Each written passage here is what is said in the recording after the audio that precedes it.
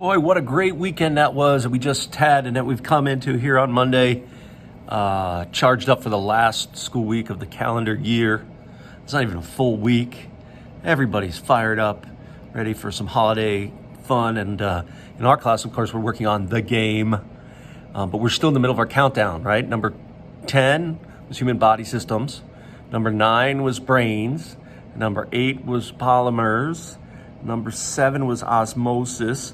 Number 6 was worms. Friday, number 5 was enzymes. And today we're down to number 4. That's right, number 4 on the countdown today in Mr. Kobach's class.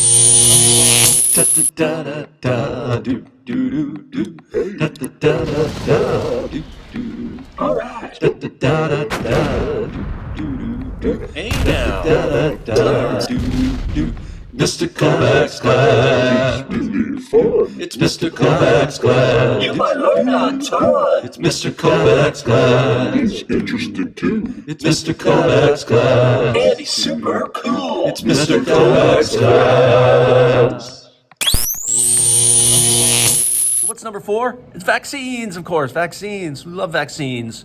One of our favorite topics. We talked about lymphatic and immune system.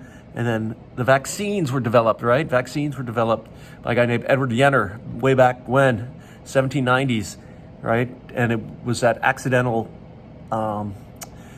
cowpox, a smallpox thing, right? And anyway, yeah, let's talk about vaccines. So what is a vaccine? A vaccine is basically a concoction that's designed to stimulate your body to make antibodies, right? And the way they make a vaccine is they isolate a virus and they weaken it. They usually take the DNA out of the virus, leaving just the protein coat, leaving just the antigens.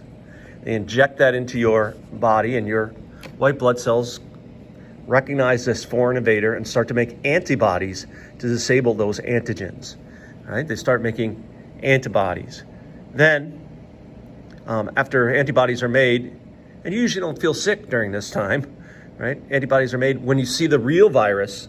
Later, you already have the antibodies to defend yourself against them. So a vaccine is basically training your immune system to recognize a pathogen and to be able to make antibodies for a pathogen that you haven't really seen. Of course, vaccines are usually made for viruses, and viruses, we've learned, are not quite living things. They're like on the edge between living and non-living. That's because they're not made of cells, although they do have often even a cell membrane. Like this virus right here has a membrane-bound outer layer. You can see all its antigens sticking on the outside of it. And what makes viruses interesting is that on the inside, they either have DNA or RNA, right? One of those. This is the flu. The flu is a virus that carries RNA in it. And what viruses do is they can't reproduce on their own. That's what makes them not technically living. They have to sneak into another cell, hijack that cell's machinery, and use that cell's machinery to make copies of the virus. That's how it copies itself. A virus. So virus, right, it comes in and it docks onto the cell membrane, usually represents or recognizes receptor molecules, right? And then it gets either absorbed in to the cell body, or in this case of this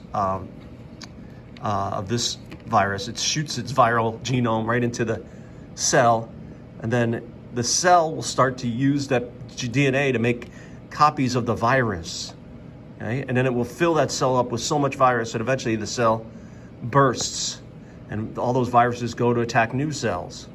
And that's how a virus usually works. Right, when you get a virus, usually you feel lousy because your cells have been taken over. They're not doing what they're supposed to do. Luckily, you have immune cells that take care of that for you. We talked about B cells, right? B cells make antibodies, right? And then there are T cells. T cells do like the killing. And cytotoxic T cells, if you have a cell that's infected with a virus, what this cytotoxic cell will get rid of the virus by telling the cell to kill itself. It's called apoptosis. A normal cell just basically breaks itself into pieces. Its digestive enzymes work on its own body. And that's what T cells do, is tell cells that are infected, okay, you're infected, you're not working anymore, kill yourself. And that's basically what, while you're fighting an infection with T cells and with antibodies and B cells, you feel pretty lousy. Because not only do you have cells that aren't working, right, you also are killing cells off and like they're supposed to be doing a normal job. And so, yeah, usually you feel terrible when you're fighting off a viral infection. Number 4 on the countdown, today's number 4 was vaccines. Vaccines which cause your cells, your body to make antibodies against pathogens without having to see the real pathogen in action. And there are vaccines for tons of diseases. You couldn't come to school without vaccines for a bunch of them, like measles and mumps and rubella, and you've probably had the chickenpox vaccine. Some of us old timers, I have a vaccine for smallpox.